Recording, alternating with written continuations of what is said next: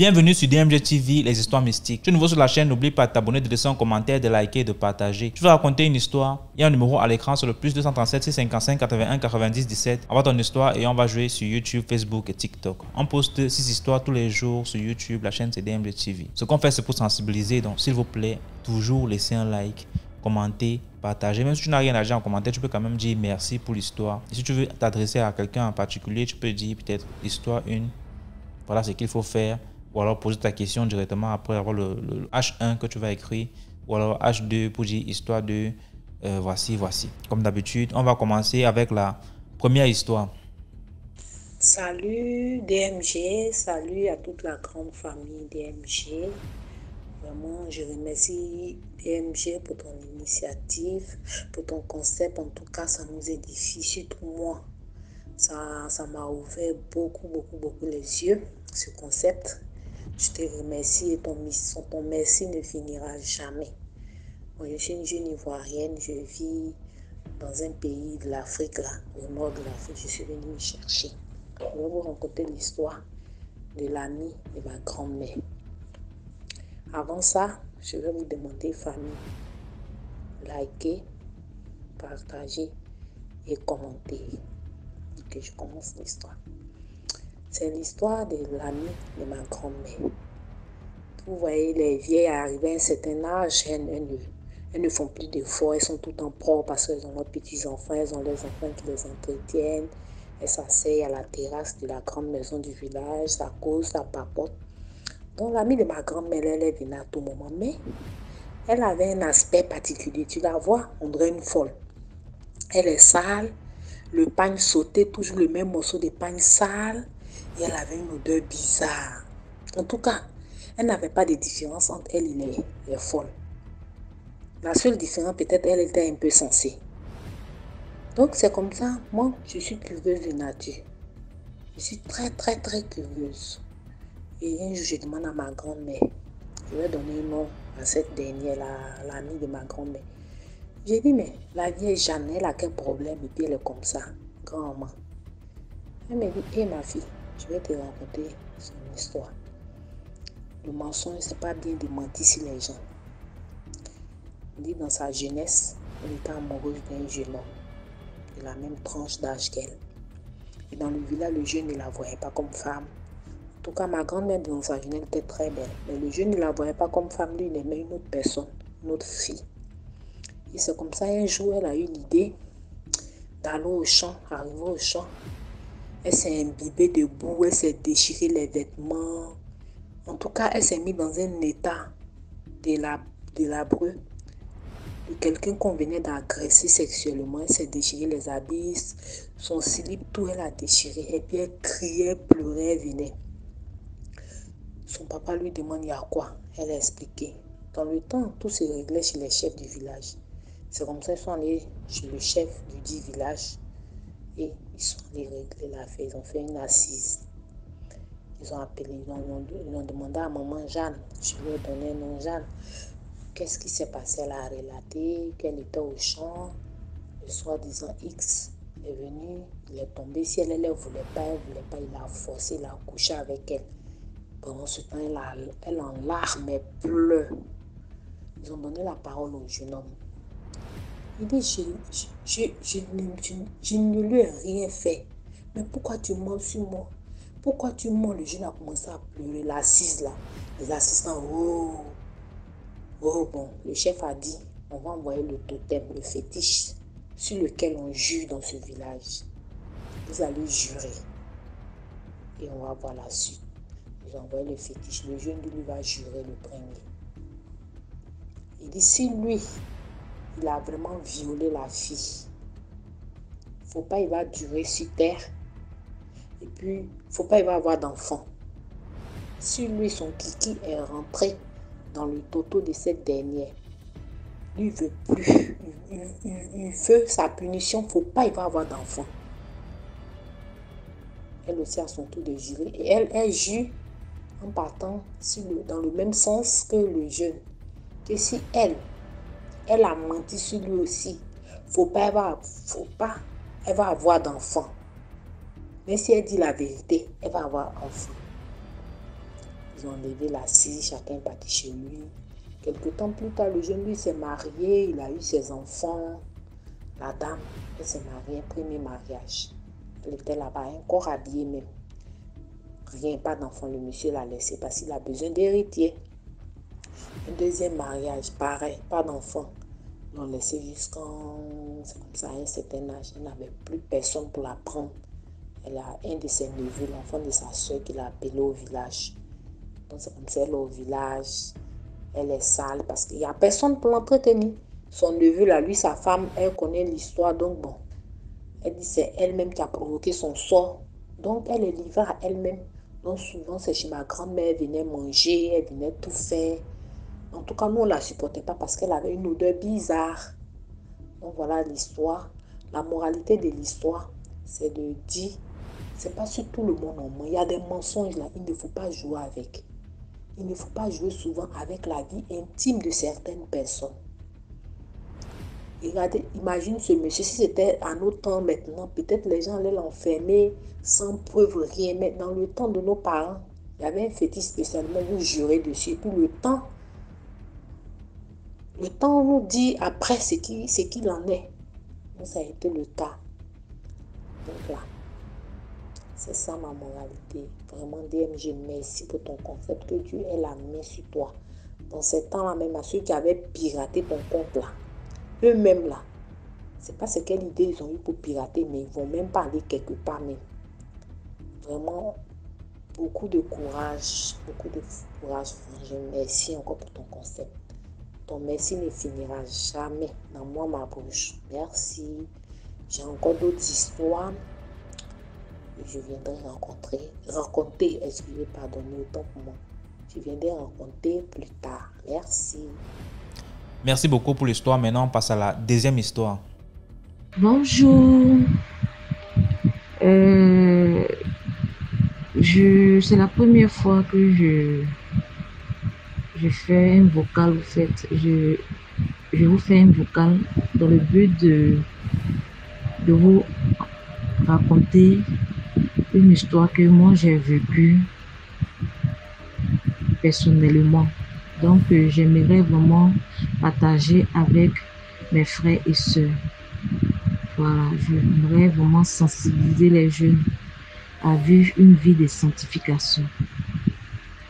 Donc, l'histoire que je veux vous rapporter, cette histoire me concerne, en fait. Je vivais dans le temps où j'étais avec le père de ma fille. Voilà, donc malheureusement, les choses sont très mal passées. Et c'est comme ça que je suis revenue en famille avec ma fille. À l'époque, elle avait 2 ans.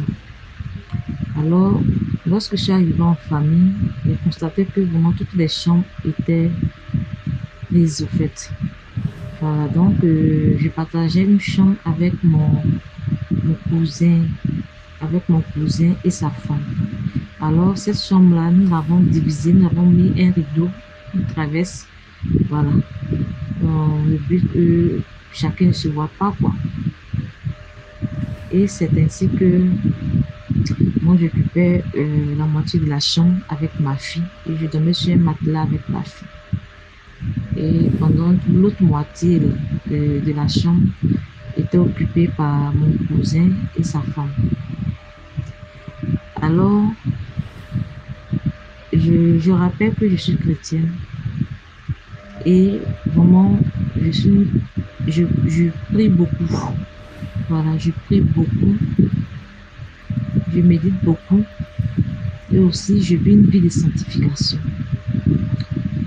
Donc, un jour, j'étais couchée avec ma fille. J'étais couchée. Je dormais profondément. Et au bon milieu de la nuit, j'ai senti qu'il y a des choses vraiment au niveau de mon dos. J'étais couchée sur le dos. Il y a des choses vraiment qui grimpaient mon dos. Je ne comprenais rien. Donc, je me suis levée en sursaut. Et je constate vraiment Je me suis levée et j'ai allumé la lumière. D'abord, j'ai utilisé la lampe comment dirais-je, la lampe de mon téléphone. Donc, j'ai éclairé la partie. Qu'est-ce que c'était? Et je vois des asticots, des gros asticots sur mon matelas. Alors que la chambre est propre, il n'y avait pas vraiment de problème au niveau de la chambre. Voilà. Mais d'où provenaient ces asticots? Il n'y a pas eu de nourriture dans la chambre puisque on ne mange pas dans cette chambre. Mais d'où provenaient les asticots sur mon drap? Donc, je me lève, j'étais vraiment effrayée. Je regarde ma fille, je vérifie pour voir s'il y a des asticots aussi sur son dos. Et je constate que vraiment, elle, sur son côté est intact. Mais moi, à mon côté, vraiment, les asticots. Donc, c'est comme ça que je me suis levée. J'ai pris ma fille, je l'ai déplacée, je l'ai envoyée au salon. Et j'ai soulevé le matelas et je constate assez d'asticots. Je ne sais pas d'où provenaient les asticots. Donc, j'ai dit, mais j'ai commencé vraiment à crier parce que vu les asticots, vraiment des gros asticots, des asticots vraiment je sais pas, mais je ne comprenais pas d'où provenaient ces asticots. Donc, j'ai fouillé dans la chambre, mais c'est de mon côté, c'est à mon côté là que les asticots se trouvent. Franchement, j'étais vraiment triste et puis en même temps peur. Je réfléchissais, je dis, mais Seigneur, moi je te prie matin, midi, soir. Mais ces asticots là, qu'est-ce que ça veut dire? Mais pourquoi est-ce qu'ils sont sur mon côté? Donc, au petit matin, j'ai fait appel à mon pasteur, un père spirituel, dont je lui ai expliqué ce que j'ai vu durant cette nuit. Alors, il m'a posé la question, est-ce que vous n'avez pas mangé? Je lui ai dit non, jamais. Cette chambre est très propre.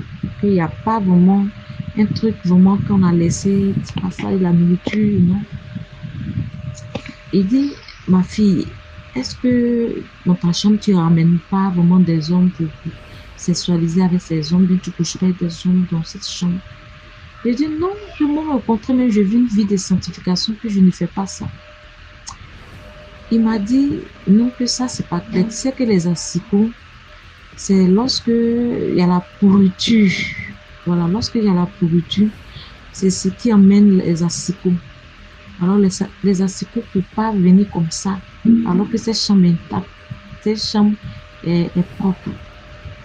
Donc, c'est qu'il y a sans doute quelque chose qui ne va pas. Soit dans cette chambre, il y a l'impurité dans cette chambre. Si tu es une femme de prière, que tu pries beaucoup, Dieu veut te dire que vraiment cette chambre n'est pas propre et que tu ne dois pas le servir, tu ne dois pas le prier dans cette chambre. Donc, d'essayer de revoir ça. J'ai dit, ah, vraiment, homme de Dieu, vraiment, effectivement, parce que je partage ma chambre avec mon cousin, mon cousin et sa femme. Donc, les deux sexualisent dans cette chambre, là où je dors. Mais bon, comme c'est sa copine, alors je me pose pas. Voilà. Je suis venue les trouver là, donc je ne me pose pas. C'est pour ça que je les laissais faire ce qu'ils voulaient. Mais ça me gênait, mais je n'avais pas le choix. Donc, moi, de mon côté, je priais sur mon matelas, matin, midi, soir, tout ça. Il dit, voilà, que voilà, Dieu ne veut pas que tu le sais dans cette chambre. Parce qu'il n'aime pas la sainteté. Il n'aime pas la pureté. Donc, Dieu veut te faire éloigner de cette chambre afin que tu puisses l'adorer quelque part ailleurs.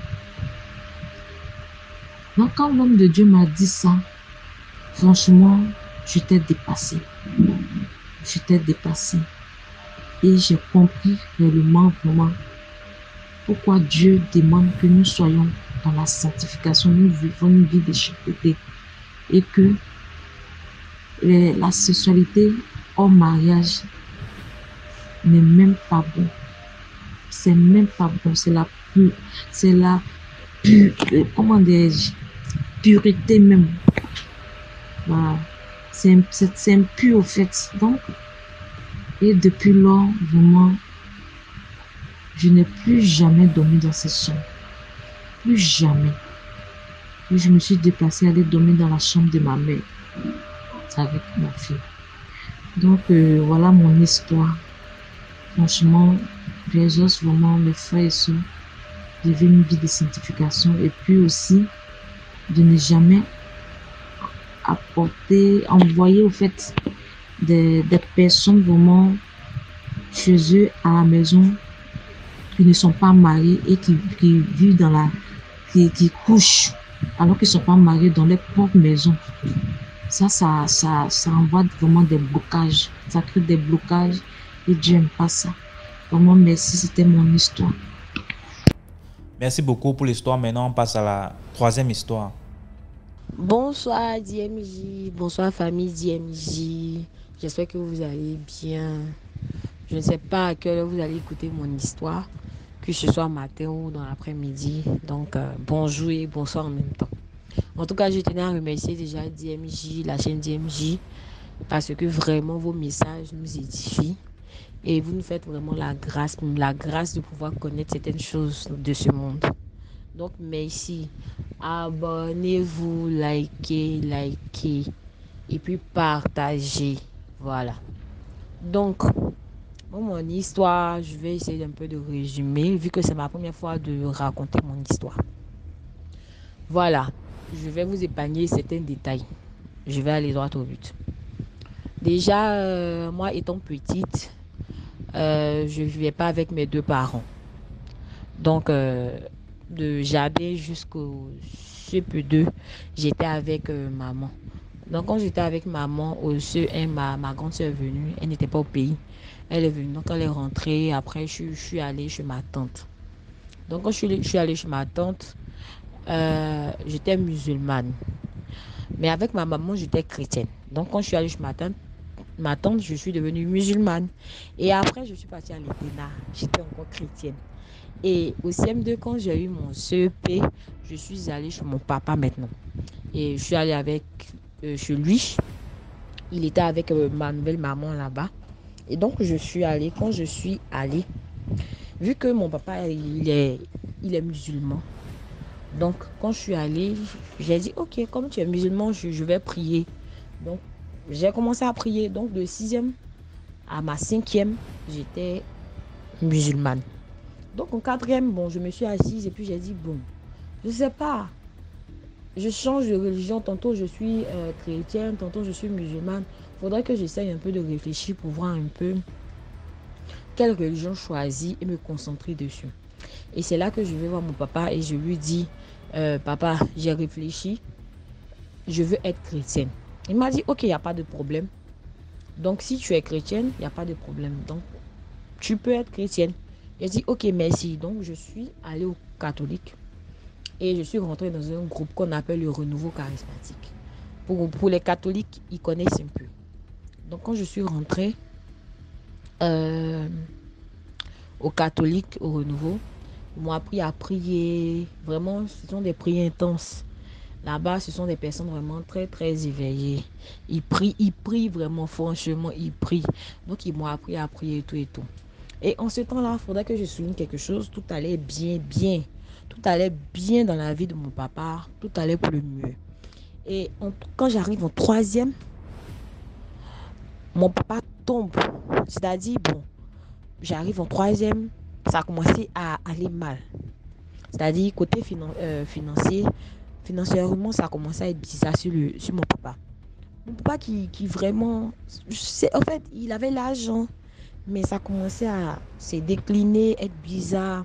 C'était tellement compliqué qu'à un moment, on cherchait les bois, on ramassait les bois, on a cherché les briques et on préparait dessus.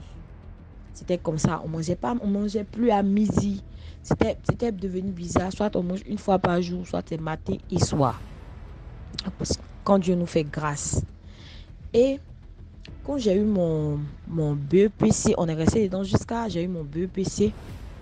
Déjà, quand j'ai eu mon BEPC, faudrait que je vous dise, le jour où j'ai eu mon BEPC, quand je suis venue à la maison, j'étais rentrée parce que tout le monde était dans la cour. Parce qu'il y a l'avant-cour et il y a l'arrière-cour. Tout le monde était à l'arrière-cour. Ils étaient en train de causer et tout et tout. Donc, quand je suis rentrée dans la chambre, je partais me laver. Et quand j'ai fini de me laver, je me suis habillée, je sortais. Et quand je sortais, il y a ma petite soeur qui était là, qui a dit, papa, regarde, il y a le serpent devant la porte. Et le serpent, il était placé, DMJ, comme ça. La tête levée là. Comme s'il m'attendait, DMJ. Comme s'il m'attendait. Parce que c'était moi ceux qui étaient dans la maison. Comme si le serpent m'attendait. Et donc, dès que j'ai voulu sortir, mon papa a poussé la porte. Donc, quand il a poussé la porte, il a pris, je crois bien, un bois. Il a tapé le serpent, tapé. Il a pris le serpent, il a brûlé le serpent, il a jeté le serpent. Et, faut dire que pendant mes vacances maintenant de 3e, mon papa tombe gravement malade, très malade. On va avec lui à l'hôpital. On cherche. On voit rien. Première fois, on voit rien. Papa revient à la maison. Papa ne peut pas bien marcher. Papa a presque le corps paralysé. On ne sait pas ce qui se passe. Et il repart. Quand il repart, on lui dit non, c'est appendicite. Ah, appendicite. Ok. Papa dit, ok, comme c'est appendicite, il n'y a pas de problème. Papa a cherché l'argent avec maman. Ils sont partis à Abidjan, c'est là-bas qu'il devait se faire opérer. Et donc, quand il est parti, il était là-bas. Et donc, nous, on était restés à la maison. Vu que ma maman ne pouvait pas partir, elle est partie l'accompagner. Il était là-bas avec... Au début, il était là-bas avec elle, mais après, elle est revenue. Mais quand on était à la maison, nous étions au moins 4 à 5 filles, je crois bien, plus ma maman. Nous étions là. Et vu que moi, je priais, un bon jour, j'étais dans la chambre. Je suis dans la chambre. Tout le monde dort. Moi, je ne dors pas. Et j'entends comme une voix qui me... Excusez-moi. J'entends comme une voix qui me dit, ah, lève-toi, va au salon, va prier. J'ai dit, ah, ça c'est qu'elle a fait ça. Je me lève, je vais au salon. Tout le monde dort, c'est calme. J'allume la lumière, je commence à prier. Quand je fais, ah Seigneur, merci, je commence à faire la prière. Vous voyez les vitres là, les vitres commencent à bouger comme si quelqu'un ouvrait les vitres et fermait. Pourtant, normalement, nous avons fermé, vu qu'à partir de 18h, nous on ferme les vitres, on met les rideaux, tout et tout. Et donc, les vitres ont commencé à bouger. J'ai fui. Yeah. J'ai laissé la prière. Oh, j'ai fui. Je suis rentrée, je suis partie me coucher. J'ai pris mon drap, j'ai mis sur ma tête. J'ai sommeil, j'ai pas sommeil. Oh. J'ai quitté jusqu'à ce matin. Je me suis réveillée. Et donc, le lendemain encore, la même chose, j'étais dans la chambre. Et la voix me dit, lève-toi, va prier. Il ne faut pas avoir peur, va prier. J'ai dit, ah, moi, j'ai parlé comme ça. Hein. J'ai dit, moi, je ne me lève pas pour aller prier. Parce que affaire où tu vas te lever pour aller prier au salon. Et puis, quelqu'un est en train de pousser. Toutes les fenêtres sont en train de bouger. Et puis, c'est comme si c'est moi ce que j'entends, c'est moi ce qui entend le bruit. Moi, je dis, ah, je ne veux pas de problème. Je me suis couché, DMJ, je ne suis pas partie. Donc, c'était un peu la routine. Chaque fois, la voix venait me dire, va prier. Moi, je refusais. La voix venait me dire, va prier. Je refusais. Et un jour, je crois bien, tout le monde était parti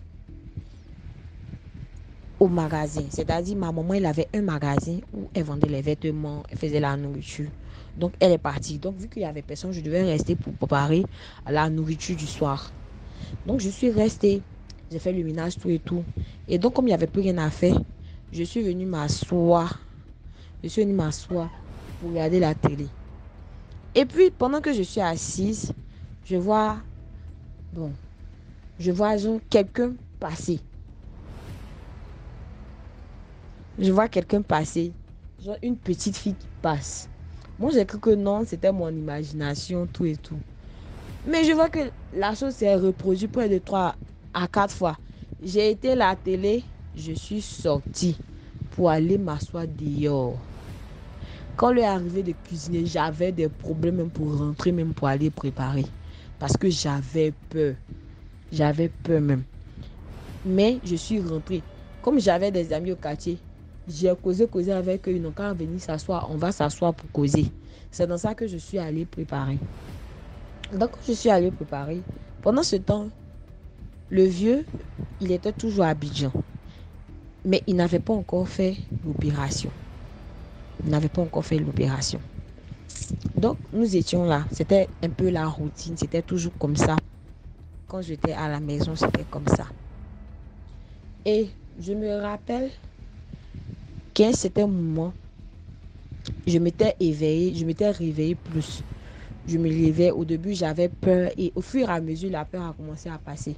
Donc, je me levais. Je venais. Au début, c'était un peu difficile. Quand je venais, avec les bruits, les cris, tout et tout. Mais au fur et à mesure, je me suis habituée. Donc, je viens. Je peux faire près de 2 à près d'1h30. Je suis seule. Je prie. Vers les 2h, vers les 3h, je prie jusqu'à quand je finis de prier. Je rentre, je vais me coucher. Je dors très bien. Et là, on a appelé ma maman pour dire que non, papa va se faire opérer. Il va au bloc. Et pendant qu'ils étaient, parce qu'il est venu raconter après, il dit pendant qu'ils étaient en train de faire l'opération, parce qu'ils ont fait une anesthésie locale. Ils ont juste injecté la partie. Donc, ça fait qu'il ne dormait pas, il voyait un peu. Il dit à un certain moment, c'est comme s'il ne voyait plus les docteurs, il voyait d'autres personnes. Et il a commencé à ressentir le mal.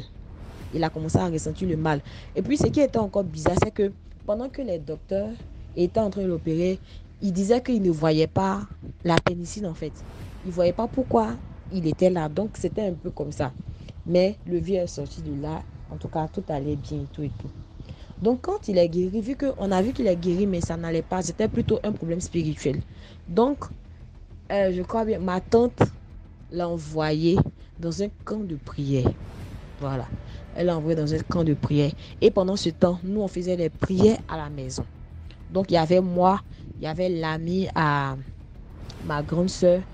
On a même mis mon oncle dedans. C'était devenu un peu la routine. C'était la prière et tout et tout. Et une fois,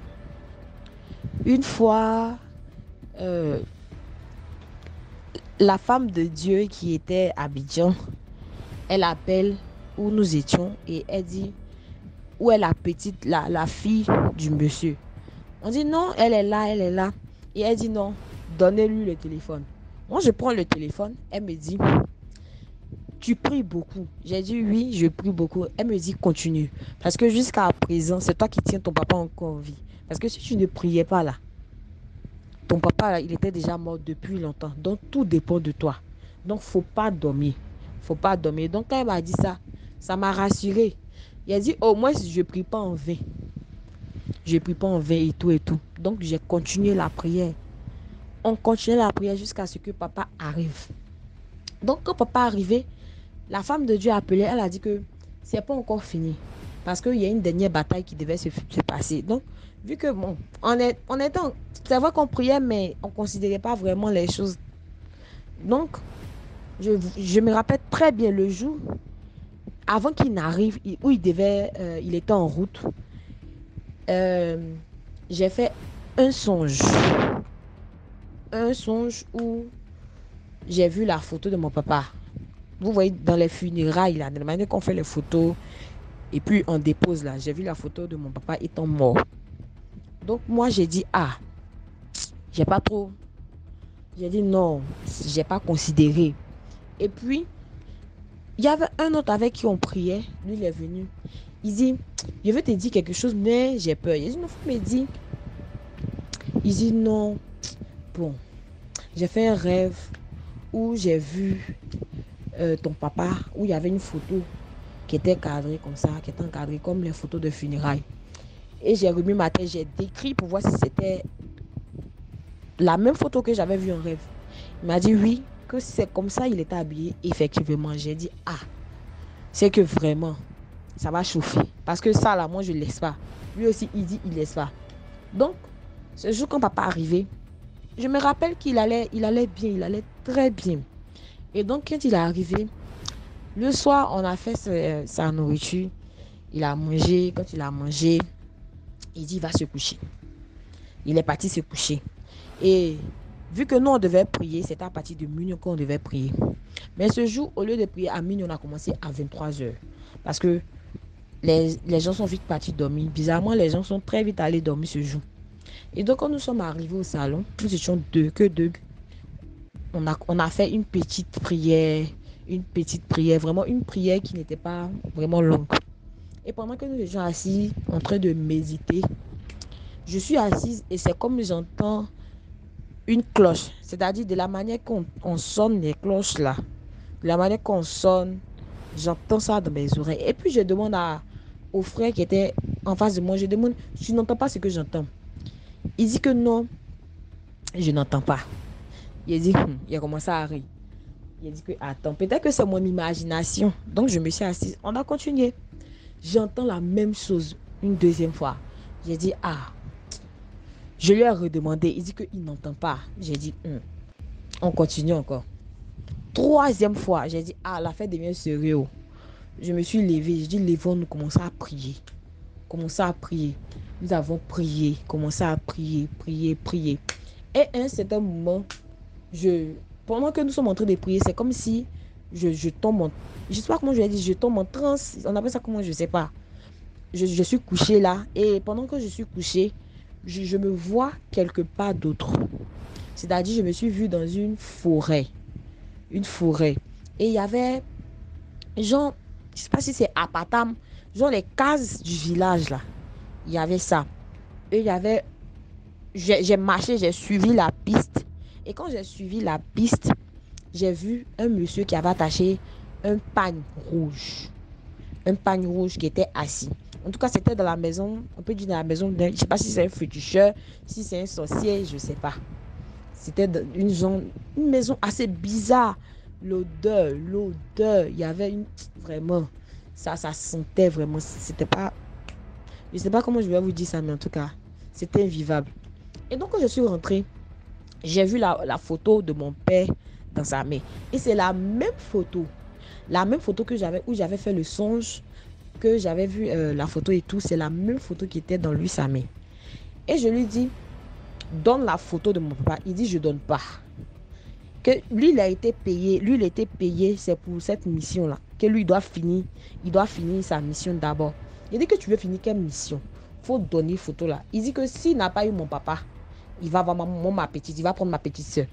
J'ai dit, ok, de toute façon, tu n'auras ni mon papa, tu n'auras ni ma petite soeur. Donc, j'étais arrêtée là et il était là, il y avait un couteau dans sa main. Donc, il veut poignarder, piquer la photo, mais il n'arrive pas. Donc, pendant qu'il lève la main, moi je prie.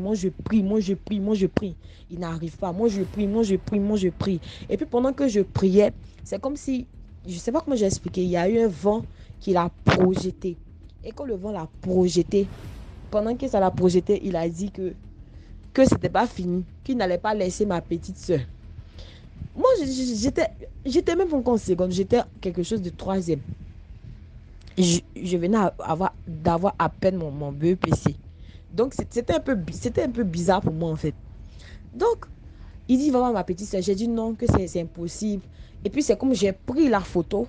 Et puis, je me suis retournée. Donc, quand je me suis retournée, je me suis levée. On peut dire réellement, je me suis levée. Quand je me suis levée, j'étais en sueur. Maintenant, lui avec qui je priais, c'était lui qui était en train de prier. Maintenant, lui, il priait. Et puis, je lui ai dit on a réussi à avoir papa, mais il dit qu'il va s'en prendre à ma petite soeur. Il dit qu'il va s'en prendre à ma petite soeur. Il dit qu'il va s'en prendre à ta petite soeur. Il dit qu'il va s'en prendre à ta petite soeur. Et pendant qu'on priait, ma maman qui est là-bas, elle aussi, elle est partie sur son tapis. Elle était sur son tapis de prière, ça n'a de prière, parce qu'elle est musulmane. Pendant qu'elle priait, elle a commencé à tomber en transe dans la chambre. Et je rentre dans la chambre. Elle est en train de faire sortir genre des révélations. Elle parle. Et pendant ce temps, je vois ma petite soeur est couchée. Elle est couchée, mais du genre, je sais pas comment je vais expliquer. Elle est couchée, mais elle bouge pas. Tu sais qu'elle respire. Je la tape, elle se lève pas. Je la tape, elle se réveille pas. Donc moi, j'ai commencé à pleurer, j'ai commencé à paniquer. Donc, Le frère avec qui j'étais est parti la soulever, ils l'ont envoyé au salon. Et pendant ce temps, nous avons commencé à prier. DMJ, on a prié. J'ai jamais prié comme ça. Oh! J'ai jamais prié comme ça. On a prié, j'étais en larmes, mais je ne laisse pas. On a prié jusqu'à... C'était un moment tellement qu'on a prié. La petite a commencé à... Quelqu'un qui est en train de tousser, qui est en train de s'élever. Et elle a commencé à se réveiller petit à petit. Et après cela, toute la famille s'est levée, vu que c'était chaud sur tout le monde. Donc, toute la famille s'est levée. Et après, on a béni le nom de Dieu. On a dit merci à Dieu et tout et tout. Et je crois bien, le lendemain, la femme qui... Comment je vais dire ça? La servante de Dieu qui était à Abidjan dans le camp, elle appelle pour dire, en fait, il y a une fois un de tes amis qui était venu à la maison. Et quand il est venu, il a enlevé l'argent. Il l'a donné à tes enfants. Et il t'a même donné l'argent ce jour-là pour te dire, genre, merci. Comme si, genre, vous l'avez tellement bien accueilli. Et ce jour-là, en fait, ce qu'il a donné, c'était l'argent travaillé. C'était l'argent qui était travaillé. Donc, c'était pour prendre ta vie, en fait, qu'il a donné. Donc, quand il a donné, en fait, dans le but, là, c'était de tuer mon papa, en fait. Donc, il n'a pas pu tuer le vieux. Et c'était comme ça, en fait, que le vieux devait mourir. Mais par la grâce de Dieu, en tout cas, il n'est pas mort. Et jusqu'à aujourd'hui, je ne sais pas, en tout cas, je ne sais pas qu'est-ce qui s'est passé. On n'a plus de ses nouvelles, rien de rien. Il a disparu, je vous dis, DMJ, il a disparu. Papa dit qu'il a essayé de l'appeler plusieurs fois. Il ne prend plus l'appel. Une fois, il a essayé de le rappeler encore. Ça passe plus, DMJ. Ça passe plus. Je me rappelle que ce jour qu'il est venu, travail, on a fait, DMJ. On a frotté la douche. De la manière que quand l'étranger vient, les mamans, elles font les enfants là. Non, mettez les couvercles là-bas, mettez fourchettes, mettez... Ce jour-là, DMJ, on a travaillé tout et tout. Tout ça, la maman a préparé. On a mis la nourriture. Sucrerie, on a acheté. Je ne sais pas pourquoi. Jusqu'aujourd'hui, je me pose la question de savoir pour quelle raison. Pourquoi il a fait ça? Parce que mon papa, c'est pas parce que c'est mon papa, mais mon papa est quelqu'un de généreux en fait. C'est quelqu'un qui a la main facile. Donc, je ne sais pas quel problème il y avait entre les deux. Je ne sais pas. Jusqu'à présent, je ne sais pas. Et jusqu'à aujourd'hui, on n'a pas de ces nouvelles. Mais il faut dire qu'après ces événements-là, tout a commencé à aller pour le mieux. Et aujourd'hui, mon papa va très bien par la grâce de Dieu. Donc, c'était un peu ma petite histoire. Bon, je ne sais pas, je sais pas ce que je dois dire comme conclusion. Bon, disons que peut-être nous devons faire attention à notre entourage. C'est pas ce que nous considérons comme nos amis ne sont pas forcément nos amis.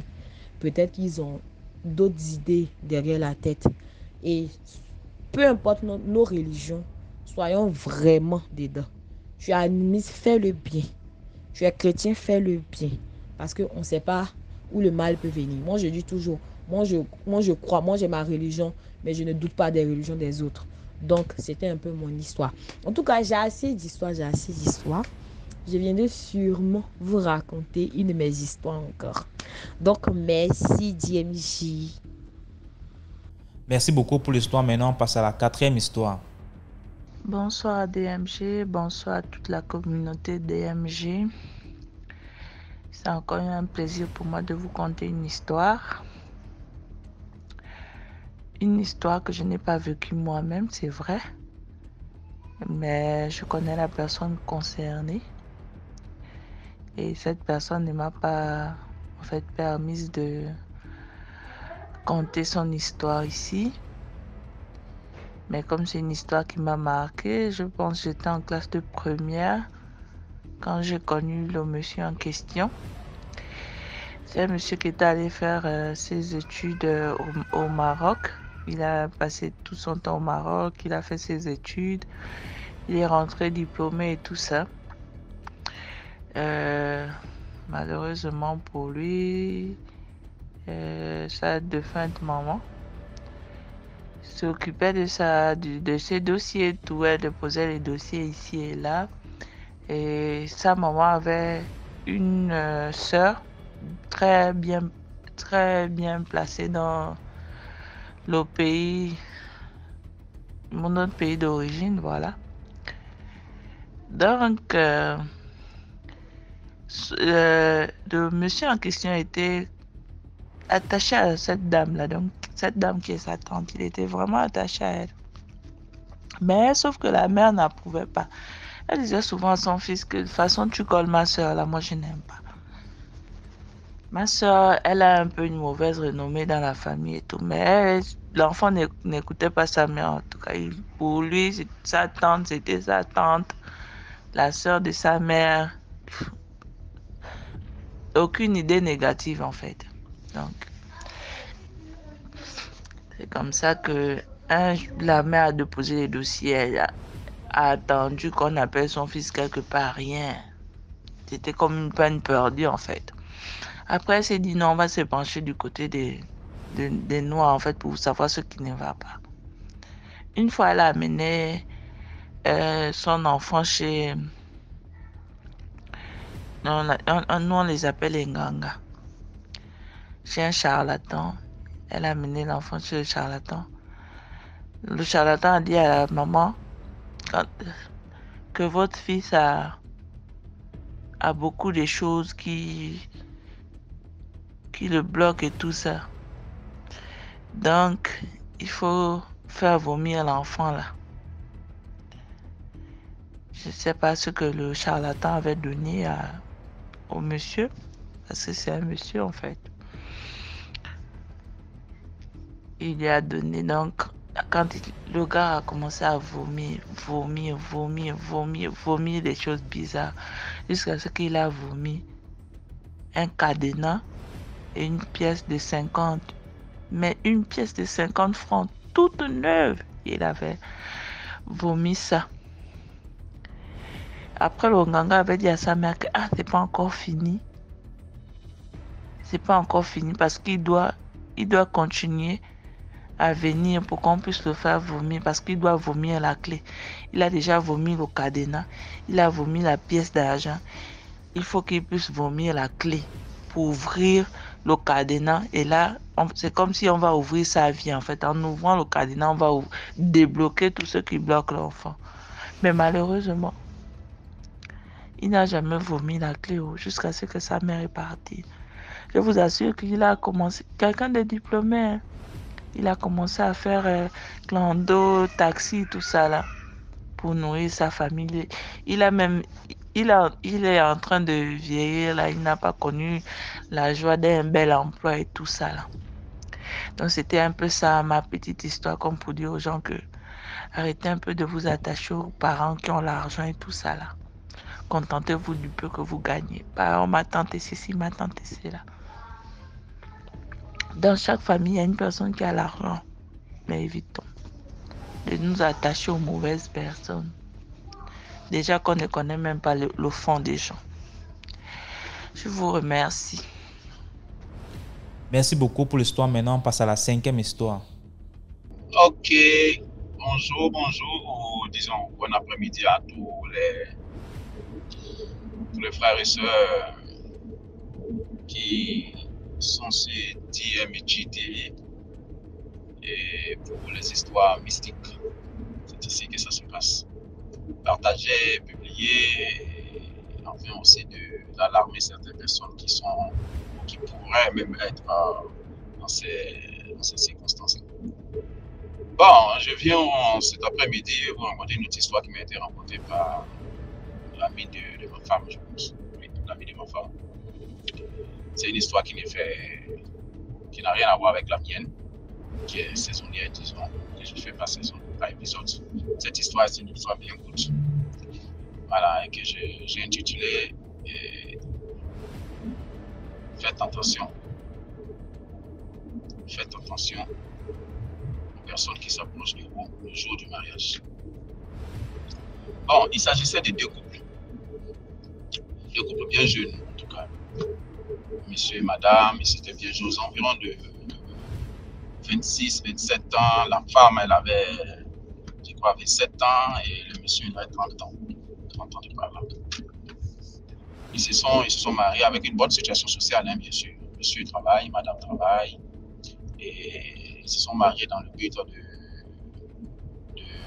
faire des enfants et de vivre la vie dans le même chemin, quoi. Et bien avant tout ça, ils sont allés disons, faire d'abord des examens, pour voir si c'était bien. Madame n'avait pas de problème, monsieur également. Madame avait tout ce qu'il fallait pour pouvoir procréer, monsieur également. Les examens qu'il fallait pour vraiment créer une génération parfaite et en bonne et due forme. Et comme ça, après 2 ans de connaissances, ils ont décidé de se marier parce qu'une vitesse un peu supérieure. Les gens se marient. Parce que les parents se connaissaient, les amis se connaissaient, tout ça. Donc, ils se sont mariés. Et quand ils se sont mariés, vraiment, le mariage était bien. Ce genre de mariage bien stylé, avec des amis, des amis, tout ça, toutes ces personnes en présence du mariage. Vous savez, hein, chez nous en Afrique, quand on invite, même c'est même pas en Afrique, même en Europe, quand en Europe, même en Afrique, quand on invite quelqu'un, lui à son tour, il invite d'autres personnes qui, eux, à son tour. Ah, il paraît qu'il y a un mariage quelque part. Tu m'accompagnes au mariage et c'est des bouche à oreille qu'à la fin, si tu avais prévu le mariage pour 100 personnes, tu te trouves à 200.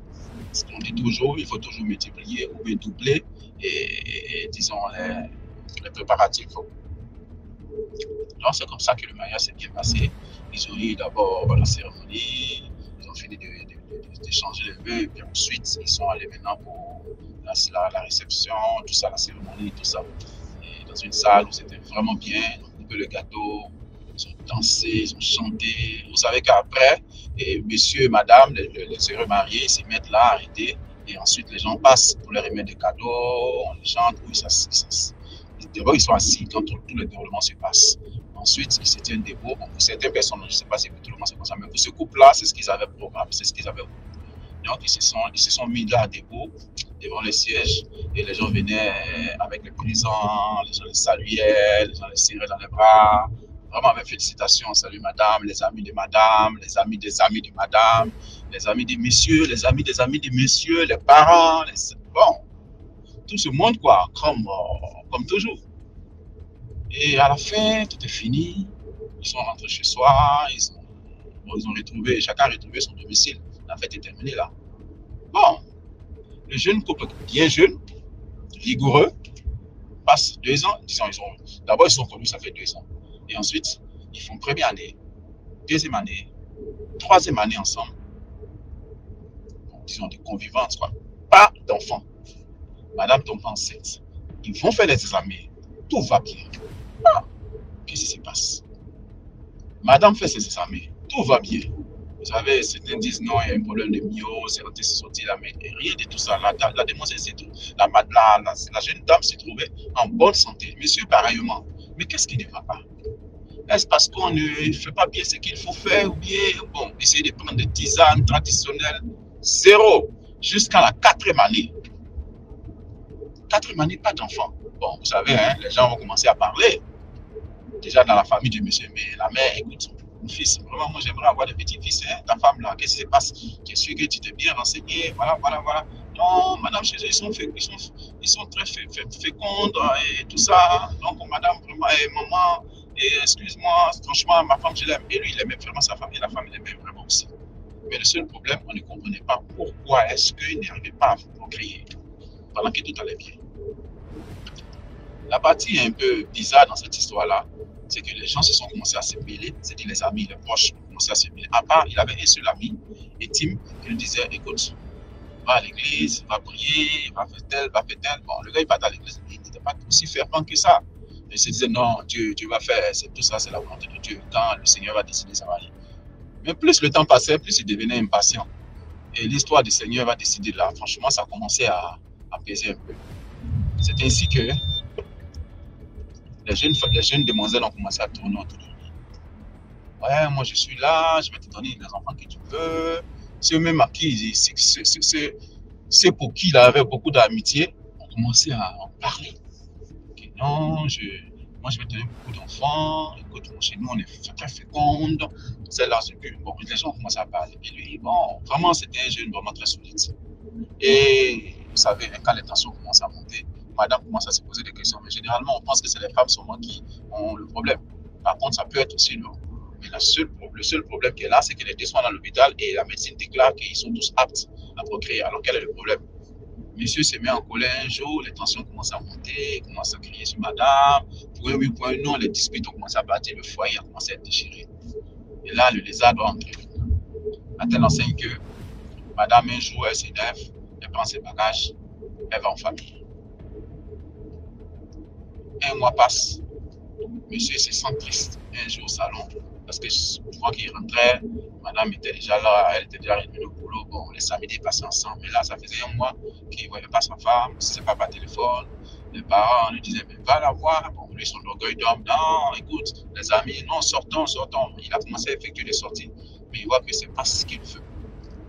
Alors il fait un mea culpa, et un soir, il s'assoit chez lui, disons, et tout fatigué, pensant à sa belle heureuse femme, il allume la télé. Quelque lui dit, regarde un peu la vidéo de votre mariage, comment c'était vraiment beau.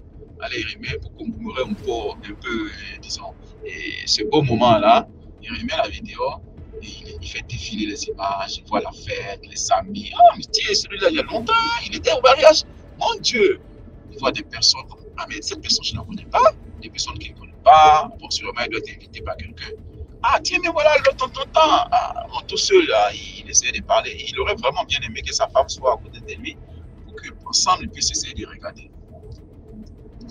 Et il tombe sur la partie qui est la remise de cadeaux. Là, les gens passent, ça salue, ça salue. On le salue, on donne des cadeaux, on le sert à la collade. Et il remarque, il voit une action qui se passe, qui tire son action. C'est son regard. Il dit, mais attention, attention. Il dit, mais attends, qu'est-ce qui s'est passé réellement? Qu'est-ce qui s'est passé là? Il voit une femme qu'il ne connaissait même pas, vêtue un peu bizarre façon. Elle arrive, elle donne le cadeau, elle salue. Et au passage, quand elle finit de saluer le monsieur, elle va vers la femme et salue la femme. Mais au passage, avant de dépasser la femme, elle laisse traîner son bras droit par derrière qui touche le bas-ventre de la dame. Le gars, il fait revenir la vidéo. Il ne comprend pas. Il regarde encore l'action qui se passe. La dame vient, elle dépose le cadeau, elle le salue. Elle salue la dame.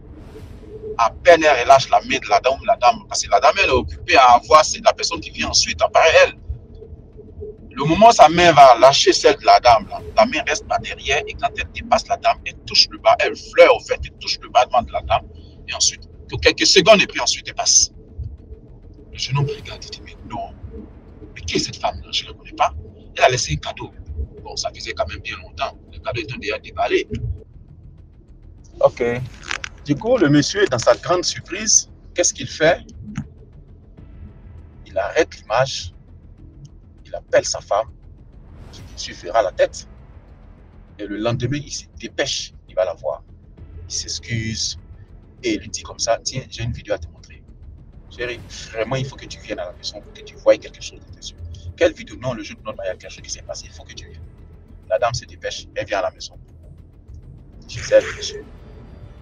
Il s'asseye, il contemple bien. Le gamin n'a pas dit qu'il est facile, il regarde.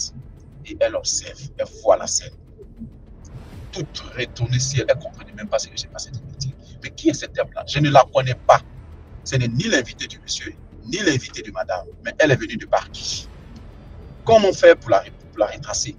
Personne ne la connaissait. Elle a déposé un cadeau que bon, on a dû ouvrir depuis longtemps et on ne sait même pas, on ne se rappelle même plus de la personne. C'est comme ça, le jeune couple maintenant prend sur, comme on peut dire, et va à l'église, commence à prier. Et là-bas, c'est des choses qui se passent. Vous leur dites que non. Il y a une de vos proches qui n'a pas voulu que vous soyez aisé dans votre couple, que vous retrouvez le bonheur. Et qui a, par le biais de cette dernière-là, elle a dû faire appel à une autre personne qui est venue sûrement c'est ton mariage, donnant un cadeau et fait ça. Le fait que tu acceptes le cadeau et le fait que tu n'as pas prêté attention, qu'elle est touchée, elle a carrément volé ton utérus pour que tu ne puisses pas procréer. C'est C'est ainsi qu'elles ont commencé à faire des prières, des jeûnes, jusqu'à ce que Dieu puisse avoir pitié d'eux et ils ont pu donner un enfant. Donc là, la malédiction, il ne sait pas quoi, ce vol spirituel de cette femme, cette sorcière, a été voué à l'échec. Et le couple en question a retrouvé disons, la joie de procréer, la procréation.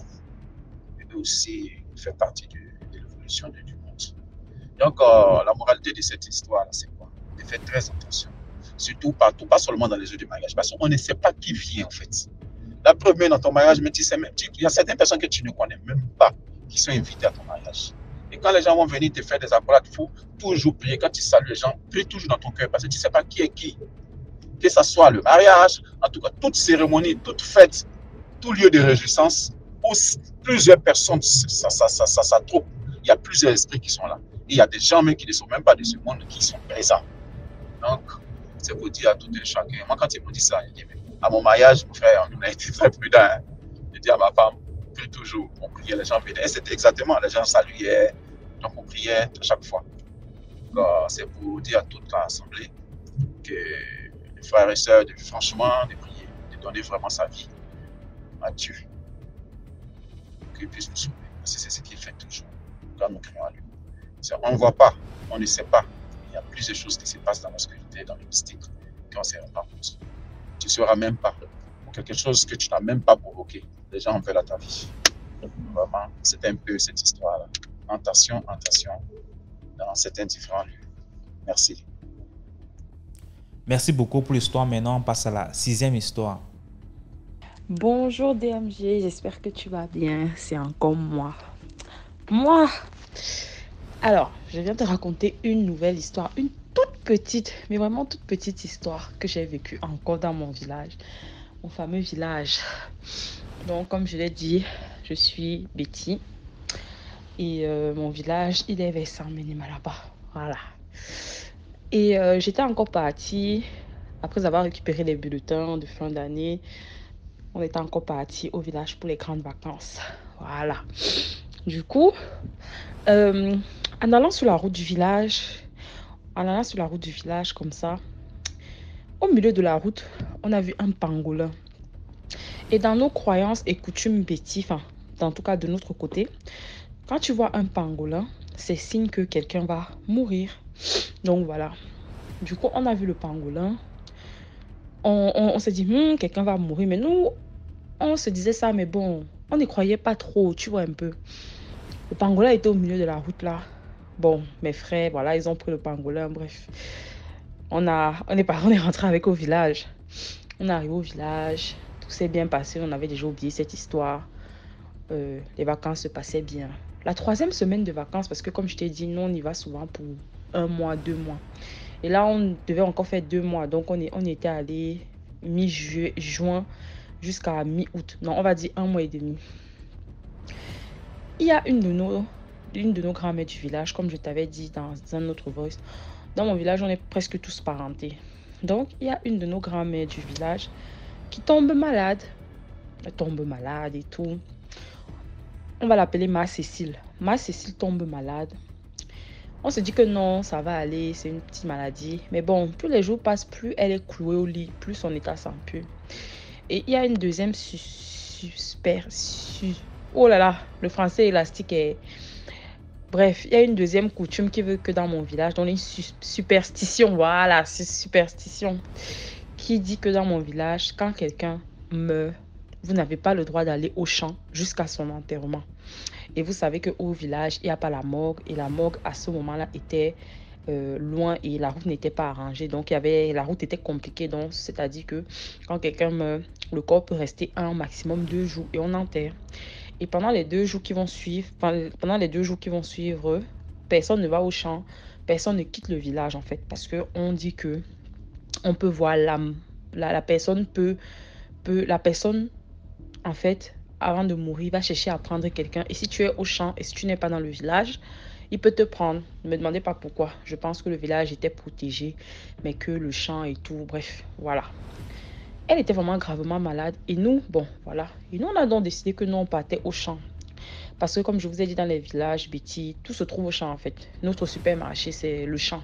Donc quand tu veux cuisiner et qu'il te manque un ingrédient, tu vas regarder dans ton champ en fait.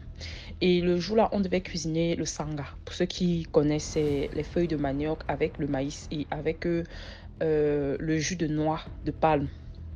Donc, on devait cuisiner le sanga. Et on n'avait pas le maïs, on n'avait pas assez de maïs. On croyait qu'on en avait pris assez. On n'avait pas assez de maïs. Tout le monde était au village. Son état était inquiétant. Les gens disaient qu'elle allait mourir. Mais bon, nous, enfants, nous, c'était pas notre problème. Enfin, adolescentes, nous, on était un peu imprudente en fait. Donc, nous, on s'en foutait un peu. Donc, on a décidé que nous, on va aller au champ. Nous, on va aller chercher notre maïs. De toute façon, on s'est dit quoi? Ah, elle n'est pas encore morte. De toute façon, on peut aller au champ parce que c'est dès l'instant où la personne meurt jusqu'à son enterrement définitif, jusqu'à ce qu'il fasse les rites. Donc, sur 2 jours, personne ne va au champ. Donc, on a dit que nous, on va partir au champ. Nous, on va aller chercher notre maïs. On veut faire notre truc. Donc, nous, ce n'est pas notre problème. Elle n'est pas encore morte dans tous les cas. Et ce n'est pas en partant au champ, ce n'est pas en marchant pendant 10 minutes, 20 minutes pour arriver au champ qu'elle va rester mourir. Donc, on s'est dit ça en fait bref, adolescente. Ça n'excuse rien, mais on s'est dit ça. Voilà, parce que nous, on ne pensait vraiment pas qu'elle allait mourir quand nous, on partait au champ. Du coup, on a pris nos paniers. On est parti et on n'a vraiment pas dit à quelqu'un qu'on partait. Parce que nous, quand on avait l'habitude de partir au champ, on ne le disait pas forcément. Ou alors on disait, mais là, on n'a même pas dit en fait. On a pris nos paniers, moi et ma cousine, on est parti au champ. On est là, on marche, on arrive au champ. Parce que notre champ, c'est vraiment, les champs Betty, c'est vraiment dans la brousse. Et notre champ, et les champs Betty, c'est en mode, c'est pas les engrais chimiques, c'est vraiment les engrais naturels. C'est-à-dire que quand tu as cultivé un champ, tu dois attendre peut-être 2-3 ans avant de revenir cultiver la même terre. Donc en fait, les champs sont de plus en plus éloignés et notre nouveau champ était vraiment éloigné. Donc on arrive au champ, on a commencé à chercher le maïs et tout. À un moment, on est là, on cherche le maïs et tout, on casse le maïs, on rigole, on tape les divers, les commentaires, vous savez. On est là comme ça. Et puis, je vois ma cousine et moi, on voit quelqu'un qui arrive vers nous en marchant avec le panier au dos. Elle vient vers nous. On voit notre maman Cécile, qui est censée être couchée malade au village. Elle marche vers nous avec le panier, en souriant. Et on l'aimait beaucoup, elle nous faisait beaucoup rire en fait. C'était une femme qui aimait trop insulter. Bref, on l'aimait beaucoup l'entendre, si vous voulez. Du coup, la voix arrivée, on dit, hé, ma Cécile, donc ça veut dire que tu te sens mieux, tu es guérie. Les amis, on était à 1000 lieues de s'imaginer la vérité. En fait, on n'a même pas soupçonné parce que, comme je vous disais, c'était les superstitions de notre village. Et nous n'y croyons même pas 2 secondes. Nous, on savait que c'était ça, mais on n'y croyait pas en fait. On la voit arriver, donc nous, on s'est directement dit que non, elle va mieux. Elle a eu la force de se lever pour venir au champ. Elle arrive devant nous. Ok, elle nous dit, vous faites quoi là? Vous faites quoi là? On lui dit que non, on est venu chercher le maïs et on va aller faire le sanga. Et voilà. Ok. Après, on lui dit, mais ça veut dire que tu vas mieux, ma Cécile. On est trop contente. On savait que tu étais malade. Nous, on savait que tu allais te rétablir de toute façon et que tu n'allais pas mourir. Elle sourit, elle nous regarde. Nous, on se dit que donc, elle va continuer sa route. Elle va aller dans son champ. Et nous, on va continuer à casser notre maïs et rentrer. Sauf que nous, on continue à vaquer à nos occupations. Elle est toujours là. Nous, on se dit que non, elle va partir. Elle est toujours là, elle nous regarde. Après, elle nous dit, là, je vais regarder dans mon champ, j'ai du manioc, j'ai des trucs. Et je suis encore, elle nous dit ça, hein, elle nous dit, je suis encore convalescente, je veux que vous veniez m'aider à porter. Le français est dur aujourd'hui, hein. Je veux que vous veniez m'aider, bref, à porter le sac, le panier, parce que je suis en train de me rétablir, mais je suis encore un peu souffrante, sachant que nous, on n'avait pris qu'un seul panier pour prendre le maïs, parce que voilà, c'est pas lourd. Du coup, on s'est dit donc que, ok, on va aller avec toi, on va t'accompagner pour aller prendre le maïs dans ton champ, enfin, aller prendre le maïs dans ton champ. Et en fait, son champ, il fallait sortir de la brousse et il fallait traverser la route. Donc son champ était de l'autre côté de la route. Parce que j'ai dit, les villages Betty longent les routes et il y a la route au milieu.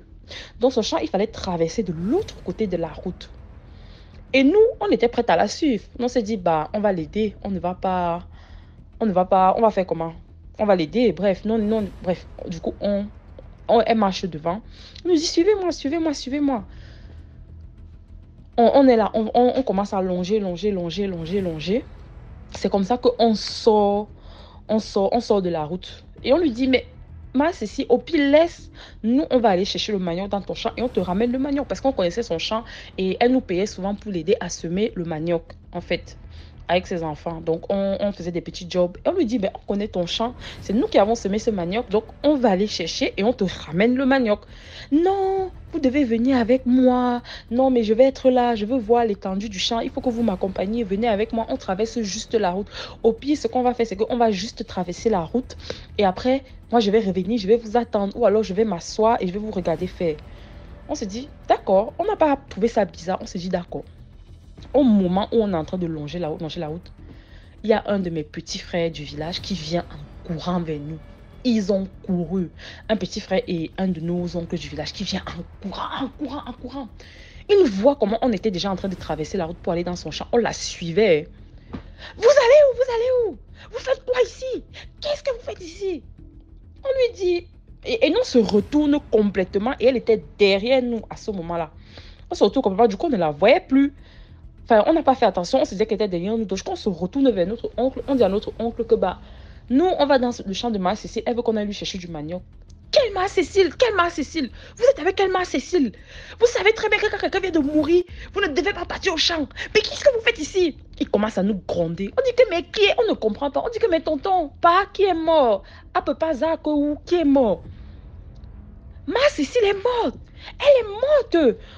Elle est morte. Ça fait au moins 1 heure qu'elle est morte. Nous, on était au champ depuis 1h30, 1 heure. Donc, en fait, elle est morte. Elle est morte. On vous a cherché partout.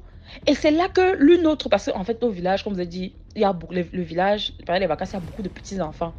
Donc, on avait quand même dit à une de nos petites sœurs que donc, on va chercher le manioc, mais on n'avait pas dit aux grandes personnes. Et apparemment, ils s'étaient restés nous chercher là-bas, au village. Parce que quand quelqu'un meurt comme ça, là, c'est vraiment une superstition dans mon village. On cherche tout le monde, on dit, vous ne partez pas au champ, elle est morte. Voilà. Du coup, ils ne nous avaient pas trouvé. Et la petite là avait dit que bon, elles sont donc parties aller chercher le maïs au champ. Et c'est donc comme ça qu'ils sont venus essouffler. Elle est morte, on vous a dit de pas partir, on vous a dit d'attendre d'abord la journée. Il a commencé à bavader. Rentrez avec nous. Mais on dit que mais on va partir comment? Ma Cécile est derrière nous. DMG. On se retourne. Il n'y a personne. Seigneur Jésus, on se retourne. Il n'y a personne. Le panier, elle avait son... Rien. Ma soeur et moi, on se regarde. On dit que Seigneur... Comment ça, il n'y a personne? On dit que mais il y avait ma Cécile ici. Elle était avec nous ici. Elle était placée avec nous ici. Il dit, il n'y a personne. Elle est couchée là-bas, mbim. On dit mbim, mort. Elle est couchée là-bas, cadavre au village. Vous faites quoi là? Rentrez là-bas. On prend d'abord 2 gifles parce qu'il était vraiment fâché. On prend d'abord 2 gifles. Pim, pim. Ok. On est sonné. On est dépassé, on ne comprend pas, on suit notre oncle, on arrive au village, on se dit que non, c'est une blague qu'on nous fait, que non, dans notre tête, c'est qu'elle a dû avancer, entrer dans son champ, le temps qu'on avait le dos tourné. Donc nous vraiment, on était vraiment dans un brouillard. On arrive au champ, on constate que c'est vrai, les gens pleurent, les gens sont en train de pleurer, les gens sont en train de s'enrouler par terre devant sa case. On arrive, bon, on n'a pas vu le corps, mais on voyait seulement les pieds, elle était couchée à l'intérieur. En fait, on n'a pas vu son visage. Parce que dans notre village aussi, on refuse que les enfants ils voient un cadavre. Les enfants voient un cadavre. Du coup, on arrive. C'est donc là qu'on découvre qu'elle est bel et bien morte. Et c'est donc là qu'on se dit, Seigneur, donc, c'est son fantôme qu'on a vu au champ. En fait, limite, au moment où nous on est quitté pour aller arriver au champ, elle a dû mourir pendant qu'on était encore sur le chemin pour aller dans notre champ, ou elle a dû mourir quand on était dans notre champ en train de casser le maïs. Et la coutume dit que quand quelqu'un meurt, avant de partir, il va automatiquement chercher quelqu'un avec qui partir. Donc, je pense que quand elle est morte, elle errait en dehors du village, où je ne saurais même pas vous dire DMG. Mais c'est qu'elle nous a trouvés là-bas. Et nous, on se dit que ça veut dire que si on partait avec elle dans son champ, qu'est-ce qui allait nous arriver? Elle allait peut-être partir avec nous. On ne savait... En fait, et on l'a vue, elle était tellement réelle. Comme si de rien n'était. C'est vrai qu'elle avait un petit sourire étrange, mais vous ne faites pas attention, en fait. On n'a pas réellement fait attention. Elle avait un petit sourire étrange. Mais on n'a pas fait attention. En fait, du coup, on est arrivé, on a vu ça, on était sonné. On était sonné et tout. On a expliqué, j'ai expliqué ça à mon oncle là et tout. Il dit que vous avez certainement vu son esprit et tout. Et dès qu'il nous a dit ça, il allait chercher les herbes bêtises là, les trucs là. On a fait un lavage pendant 3 jours avec ça. On a fait un lavage. On a fini le lavage, on allait à l'église, le catafeuille, bref, a prié sur nous et tout. Et l'histoire était passée comme ça. Ah, DMG, voilà ma 6e histoire que je voulais te raconter. Commentez, likez, partagez et puis bye. Merci beaucoup pour l'histoire. Voilà, c'était tout pour aujourd'hui. J'espère que tu as aimé la vidéo d'aujourd'hui. Sinon, laisse un commentaire, like, partage. Si tu n'es pas encore abonné, abonne-toi. On se prend demain 12h pour une nouvelle vidéo. Ciao.